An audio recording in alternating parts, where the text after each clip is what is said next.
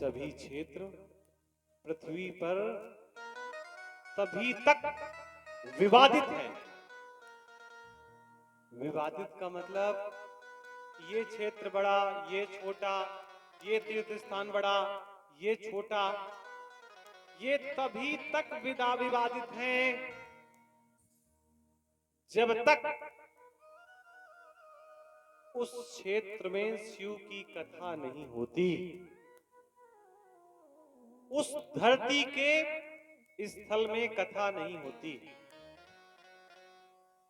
और जहां पर महादेव का गुणगान हो जाता है, शिव का गुणगान हो जाता है, वो क्षेत्र अपने आप तीर्थ बन जाता है।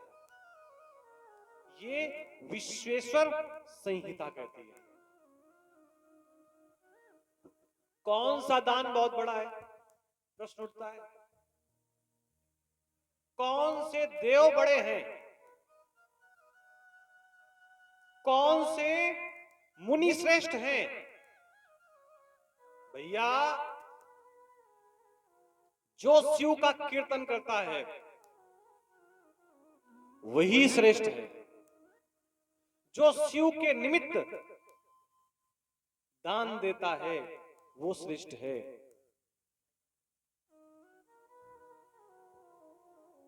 जो शिव के प्रति अपना विशेष भाव रखता है वो श्रेष्ठ है। और भैया, कहीं भी जाओ तो भगवान से लोग एक ही प्रार्थना करते हैं कि भगवान हमारा घर धन से भर दीजिए। और पता है धन कहां से आया है, लक्ष्मी कहां से प्रकट हुई है? लक्ष्मी प्रकट हुई है समुद्र से। सब यही चाहते हैं। देखो, जो भी पूजा करता है, अच्छा ये बताओ, कोई धन के अलावा कोई दूसरी बात मांगता है क्या? सब धन ही तो मांगते हैं। और बिना धन के भैया व्यवस्था नहीं है। वो कथा कहने वाला हो वो भी कुछ न कुछ धन चाहता है। पंडित जी भी अगर एक दो मंत्र पढ़ते हैं तो वो भी कुछ चाहते हैं। बिना चाहत के कहीं कोई किसी के साथ जुड़ा नहीं है। सबको धन चाहिए भैया। और धन सब मांगते हैं, वो धन आता भी है सबके पास। लेकिन कई बार धन के आने के बाद बड़ी बड़ी समस्याएं आ जाती हैं। फिर व्यक्ति कहता है ये समस्याएं खत्म हो जाएं। तो समस्याएं भैया तब से आई हैं कई बार, हर बार नहीं, जब से धन आया है। क्योंकि हमने और आपने केवल धन मांगा है। हमने अगर ये कहा होता कि परमात्मा धन दीजिए लेकिन धर्म के साथ, तो उसका दूसरा भाव होता, उसका दूसरा मतलब निकल के आता। लेकिन हमने केवल धन मांगा है, धर्म के साथ धन नहीं मांगा। हमने केवल और केवल लक्ष्मी की कामना की है। लक्ष्मी का ही तो पूजन करते हैं दिवाली के समय। नारायण का पूजन करते हैं क्या? अरे वो ध्यान कर लिया अलग बात है। अंधा दिवाली में किसका पूजन करते हैं? लक्ष्मी का और गणेश का। लक्ष्मी का वाहन पता है क्या है? उल्लू। लक्ष्मी का वाहन उल्लू है। और लक्ष्मी जब अकेले आएंगी तो उल्लू में बैठ के आएंगी। और उल्लू में बैठ करके आएंगी और जब जाना होगा तो व्यक्ति को उल्लू बना करके चली जाएंगी। ये पक्का है। इसमें किंचित मात्र भी संदेह जैसा प्रश्न चिन्ह नहीं लगाया जा सकता। लक्ष्मी को अकेले मांगोगे तो लक्ष्मी आएंगी तो, लेकिन किसी न किसी साधन के माध्यम से आएंगी। और लक्ष्मी का साधन है उल्लू, तो लक्ष्मी उल्लू में बैठ करके आएंगी और मौका मिलेगा तो उल्लू बना करके चली जाएंगी। लेकिन लक्ष्मी को अगर नारायण के साथ मांगा है, ये यूं समझिए लक्ष्मी को मांगा ही नहीं, नारायण को मांगा है,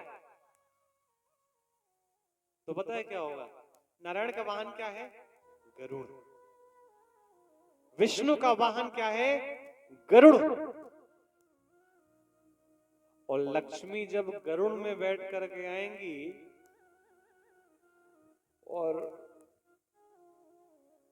जब जब भी कभी लक्ष्मी गरुड़ में बैठ करके आएंगी, तो फिर वो आपको उल्लू बना करके नहीं जाएंगी, वो निरंतर आपके निकट रहेंगी।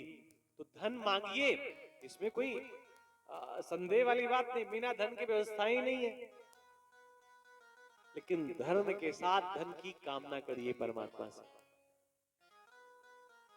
सभी दान श्रेष्ठ हैं, सभी सिद्धांत श्रेष्ठ हैं, सभी मुनिगण श्रेष्ठ हैं, सभी पुराण श्रेष्ठ हैं, लेकिन शिव पुराण के सामने सब बौने लगते हैं, छोटे लगते हैं, बच्चे लगते हैं शिव पुराण के सामने। ये शिव पुराण की विशेष विशेषता है।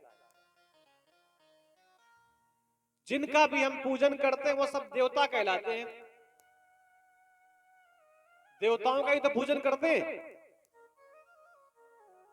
लेकिन शिव के सामने आप कभी देखेंगे तो सारे के सारे देव हाथ जोड़े खड़े होंगे, नतमस्तक खड़े होंगे, क्योंकि सारे देव श्रेष्ठ हैं। लेकिन जब महादेव आते हैं तो सब देव उनके पार्षद बन जाते हैं, उनके गढ़ बन जाते हैं। जो व्यक्ति इस शिव पुराण का दिन रात गान करता है, शिव की महिमा का गान करता है, इंद्र आदि देवगण उसकी आज्ञा की प्रतीक्षा करते हैं। समझना,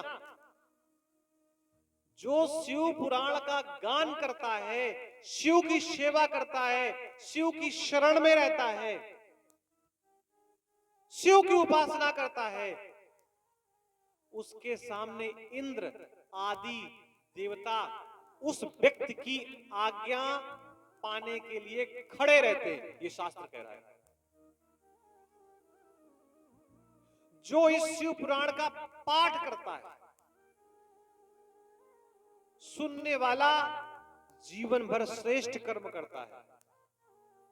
जिसने ब्रह्मघात जैसा बड़ा पाप किया हो, जिसने किसी ब्राह्मण का भी पाप किया हो, उसके लिए अपशब्दों का उपयोग किया हो, खट्टे वचनों का उपयोग किया हो, ब्रह्मघाती हो, वो भी अगर लगातार 3 दिन तक शिव पुराण की कथा सुन ले, शिव की कथा सुन ले, तो भैया वो भी उस पाप से मुक्त हो जाता है। ब्रह्म हत्यादि पापानां निष्कृतिम कर्तुमुद्धता मास मात्रम संहिताम ताम पठित्वा मुच्यते तथा। ब्रह्म हत्या आदि पापों की निष्कृति करने के लिए तत्पर मनुष्य महीने भर लगातार 3 दिन या थोड़ा थोड़ा समय महीने भर तक अगर शिव पुराण की कथा सुनता रहे तो ब्रह्म हत्या जैसा पाप भी दूर हो जाता है। अभी जो भी हम लोग चर्चा कर रहे हैं, ये शिव पुराण की महत्ता को लेकर के कर रहे हैं, शिव पुराण की विशेषता ही बता रहे हैं, क्योंकि पहले दिन विशेषता ही होती है, और पहले दिन थोड़ा हम लोग ही लेट हो गए, कार्य ही लेट हो गया। जो शिव की कथा सुनता है वो शिव के जैसा हो जाता है। भैया शिव की कथा महीने भर रुद्र संहिता का जो व्यक्ति पाप कर ले, वो बड़े से बड़े पाप से दूर हो जाता है। रुद्र संहिता का पाठ करने वाला भगवान शिव के आकार का लिंग बनाकर जो उसमें जल चढ़ाता है वो साक्षात शिवलोक को जाता है। त्रिकम चा साधनम मुक्ते शिवेन मम भाषितम श्रवणादि त्रिकम ब्राह्मण गुरुस्वेति मुहुर्मुहु। भगवान शंकर का श्रवण, कीर्तन और मनन, ये तीनों साधन वेद सम्मत हैं और मुक्ति के साक्षात कारण है। ये बात स्वयं भगवान शिव कह रहे हैं।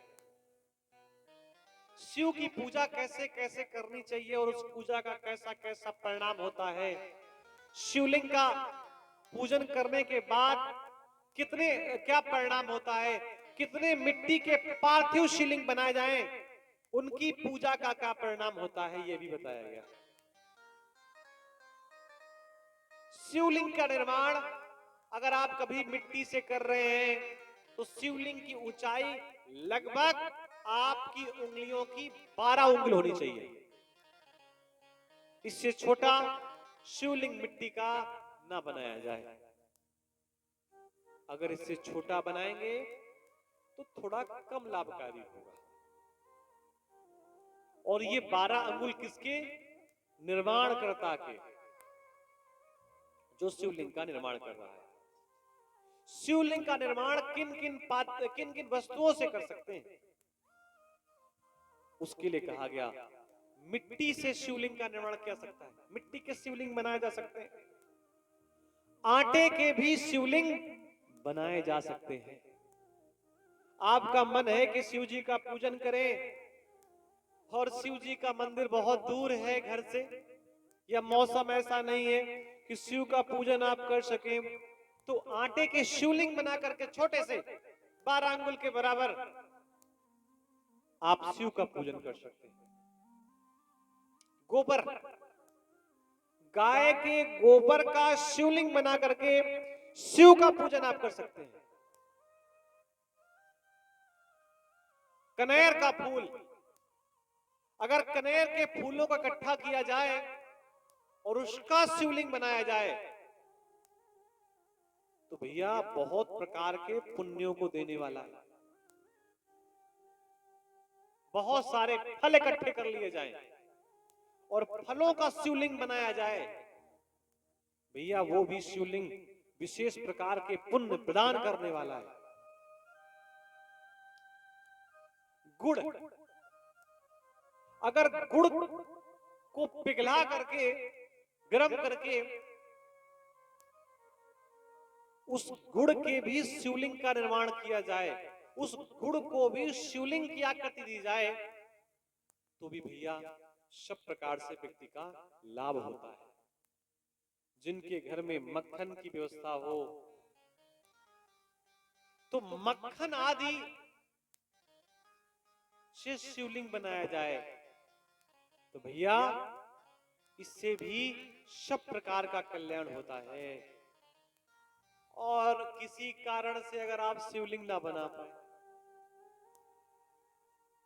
कोई कारण ऐसा है मिट्टी उपलब्ध नहीं है, आटा किसी कारण से नहीं है, कनेर का फूल नहीं है, गुड़ नहीं है, लेकिन फिर भी अब आप कहेंगे ये कैसे हो सकता है कि कनेर ना हो, आटा तो सबके घर में उपलब्ध होता है। ऐसे सोचिए कि आप नदी में स्नान करने गए और जिस नदी में आप स्नान करने गए उस नदी के किनारे कोई मंदिर नहीं, कोई देवालय नहीं है, लेकिन आपका मन है कि आप शिव जी का पूजन करें। नदी में आप खड़े हैं और वहीं शिव का पूजन करना चाहते हैं, तो संत लोग ऐसा कहते हैं कि महात्मा क्या करते हैं, दाएं हाथ में लोटे में जल लेते हैं और बाएं हाथ को ऐसे मुष्टिक बनाते हैं, अंगूठे को ऐसे ऊपर करते हैं और दाएं हाथ से अपने बाएं हाथ के अंगूठे में जल डाल करके नमः शिवाय, शिवाय नमः, ओम नमः शिवाय आदि मंत्रों का जप करते हैं। बहुत लोग शिव जी के मंदिर में जाते हैं, ओम नमः शिवाय आदि जप करने लगते हैं। भैया, ओम नमः शिवाय भी जब किसे करना है इसका भी नियम है। नुकसान नहीं होगा, लेकिन उसका कोई फायदा नहीं मिलेगा आपको।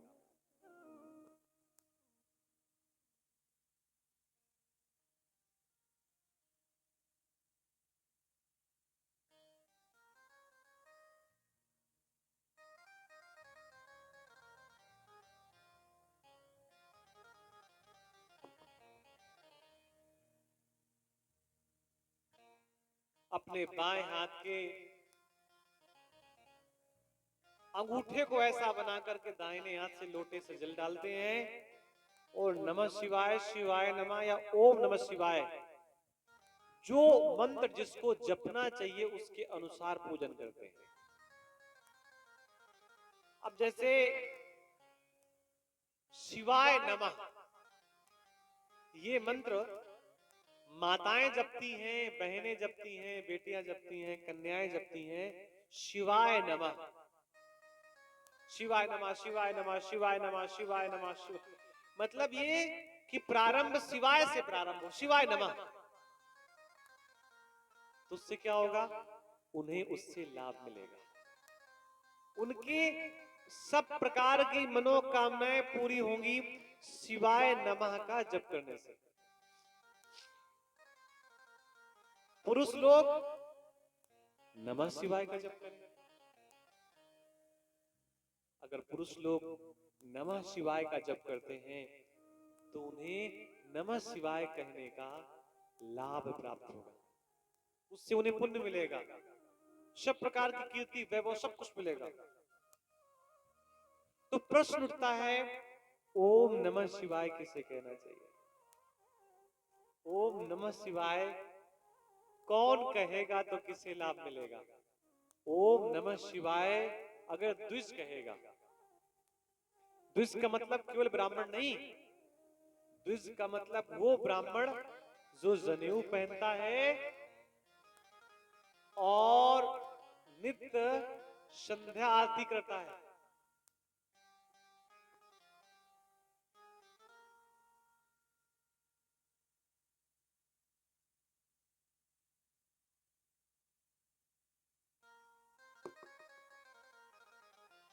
तो जो ब्राह्मण नित्य गायत्री का जप करता है उसको ओम नमः शिवाय का जप करना चाहिए, उससे उसे लाभ मिलता है। इस प्रकार अलग अलग मंत्रों के जप करने का अलग अलग परिणाम है। बोलिए शंकर भगवान की जय हो। कुछ चीजें हम आपको रोज बताते रहेंगे, उनमें से जैसे अगर आप भगवान शिव का अभिषेक करते हैं, समझिएगा एक चीज, अभिषेक जल से, दूध से, दही से, घी से, शक्कर से, तेल से, किसी से भी कर सकते हैं, तो उससे आत्म शुद्धि होती है। अभिषेक करने से आत्म शुद्धि होती है। अगर महादेव को चंदन चढ़ाते हैं, भगवान को चंदन लगाया जाता है ना, अगर आप चंदन चढ़ाते हैं तो चंदन चढ़ाने से ही पुण्यों की वृद्धि हो जाती है।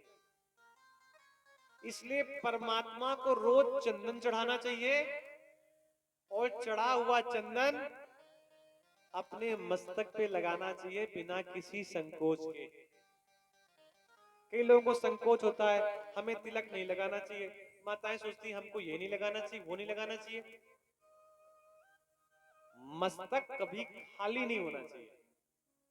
रोली, सिंदूर, भस्म, चंदन ना हो तो रज, रज कहते हैं मिट्टी को, जो देवभूमि की रज है, गौचारण की रज है, जहां गाय रहती है वहां की रज है, ऐसी रज मस्तक पे अवश्य लगानी चाहिए।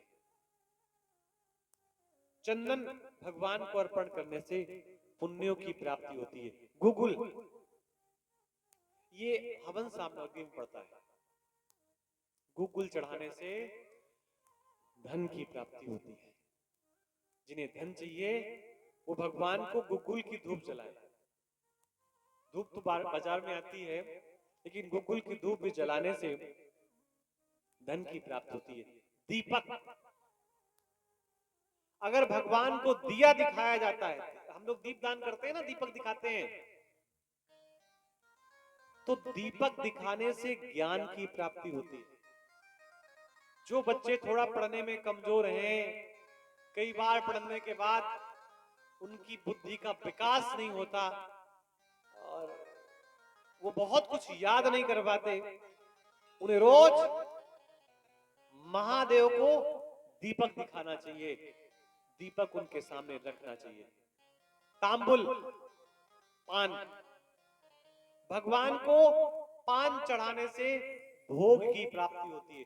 भोग का मतलब जीवन की जो भी मनोकामनाएं होती, इच्छाएं होती हैं, सारी पूरी हो जाती हैं केवल और केवल पान चढ़ाने से। नैवेद्य, आप देखते होंगे आचार्य जी जब कुछ चढ़ाते हैं तो बाद में प्रसाद चढ़ाने के लिए कहते हैं। प्रसाद को ही नैवेद्य कहते हैं। नैवेद्य चढ़ाने से, जब भी महादेव को आप नैवेद्य चढ़ाएंगे तो उससे आयु की वृद्धि होती है। और नमस्कार करने से, भगवान को नमस्कार किया जाता है ना, नमस्कार करने से अभीष्ट की पूर्ति होती है, सभी प्रकार की मनोकामनाओं की पूर्ति होती है। ये शिव को धूप, दीप, नैवेद्य, प्रणाम, जल, अभिषेक आदि करने का परिणाम होता है।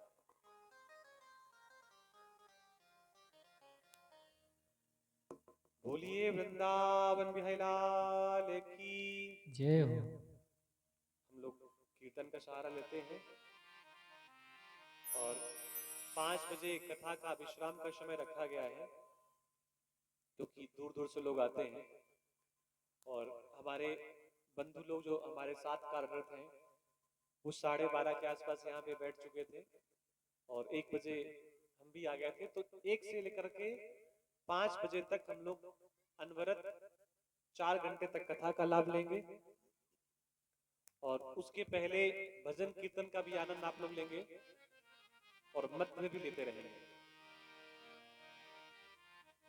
बहुत सारे लोग ऐसे हैं जो जिनकी कोई इज्जत नहीं थी, वैल्यू नहीं थी, उन्हें कोई पूछता नहीं था। ऐसे बहुत सारे लोग हैं जिन्हें कोई नहीं पूछता था। कब तक? जब तक वो भगवान के द्वार तक नहीं गए। लेकिन जैसे ही वो भगवान के द्वार में गए, सब जगह उनकी पूछ होने लगी और इसी भाव को एक कवि ने अपने शब्दों में पिरोया है। मुझे कौन पूछता था,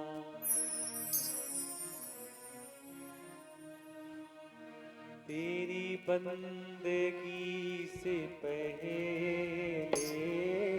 मुझे कौन पूछता था, तेरी बंदगी